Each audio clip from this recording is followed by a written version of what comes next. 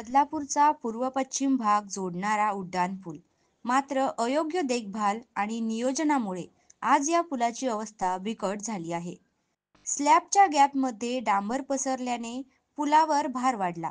मोठ्या गाड्यांच्या कंपनामुळे पुलाला केसासारखे पातळ तडे गेले आहेत. 2022 मध्ये झालेल्या स्ट्रक्चर ऑडिटमध्ये पुलाच्या कमकुवतपणाचे प्रमाण समोर आले आहे. हा पूल नुसताच नगरपालिकेच्या निष्काळजीपणाचा दाखला नाही, तर आपल्या सुरक्षितेवर उठलेला प्रश्न आहे. यावर कायमस्वरूपी तोडगा कधी निघणार, यावरती आपले बदलापूर मंचाचे अध्यक्ष ज्ञानेश्वर तथा नाना देशमुख यांचे काय म्हणणं आहे ते ऐकूयात. सन 20 वर्षापूर्वी 2004 मध्ये बदलापूरचा पूर्व आणि पश्चिम भाग जोडण्यासाठी उड्डाणपूल उभारण्यात आला. हा उड्डाणपूल सिमेंट कॉन्क्रीटच्या स्लॅबच्या पद्धतीने उभारण्यात आला आणि स्लॅब एक्सपान्शन पाहण्याकरता दोन्ही स्लॅबच्या मध्ये मोकळी जागा सोडण्यात आली आणि जॉईंटही मोकळे राहतील या प्रकारे लावण्यात आले.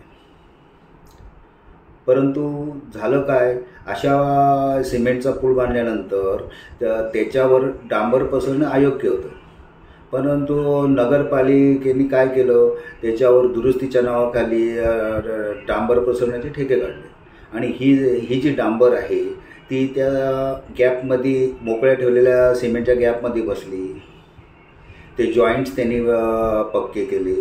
त्याच्यामुळे ह्या पुलावरून जी हलकी जड वाहनं जातात त्यांच्या हादऱ्यामुळे पुलाच्या स्लॅबला केसासारखे पातळ पातळ तडे गेले आणि पूल कमकुवत झाल्याचं आढळून आलं.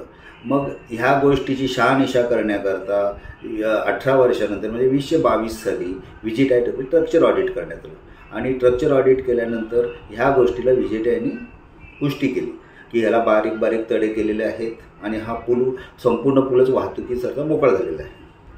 तर माझं असं म्हणणं आहे की इतर ठिकाणी ज्या वेळेला सिमेंट कॉन्क्रीट स्लॅबचे पूल बांधले जातात तर त्याच्यावर कधी डांबरीचा थर दिला जात नाही. तो बदलापूरमध्येच कसा दिला गेला असता, त्याच्यामागे कुठला हेतू होता की दुरुस्तीच्या नावाखाली ठेका द्यायचा आणि ठेक्यातून पैसे कमवता, याचा दुसरा कोणता हेतू असूच शकत नाही.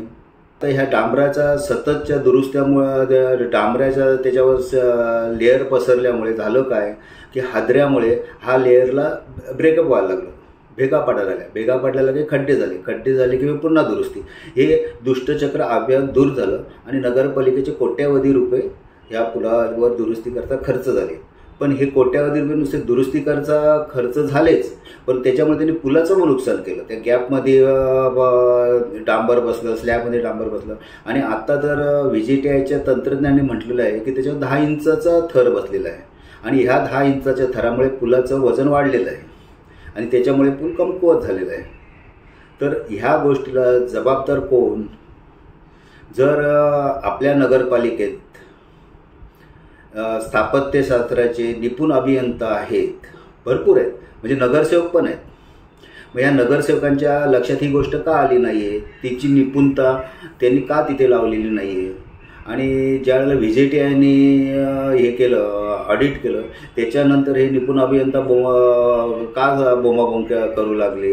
केवळ ह्याचं ते राजकारण नाही. ह्यापूर्वी जर त्यांनी केलं असतं तर ते आपल्या शहराच्या भल्याचं झालं असतं आणि ते समाजकारण झालं असतं. आणि असे ते एकच नाही आहेत, असे बरेच अभियंता आपल्याकडे नगरसेवक झालेले आहेत आणि ज्येष्ठ नगरसेवक आहेत असं कळतं. आणि शिवाय आपल्या बदलापूर नगरपालिकेमध्ये दर 3 वर्षांनी इतर ठिकाणाहून निपुण अभियंता येतच असतात. त्यांच्या गोष्टी का लक्षात आली नाही? तर सगळ्यांनी फक्त हाच विचार केला की कारण नसताना त्याच्या दुरुस्त्या केल्या, त्याच्यावर डांबर टाकलं आणि बदलापूरचे लोकांचे पैसे खाल्ले, लोकांच्या घामातून जमा केलेले पैसे खाल्ले.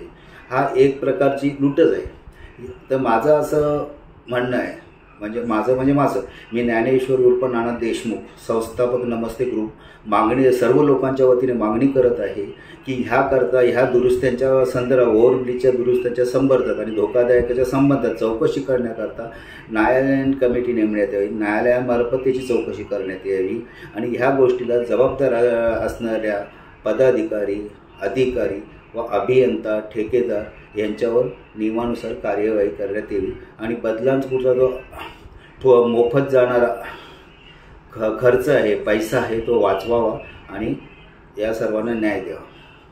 जय महाराष्ट्र.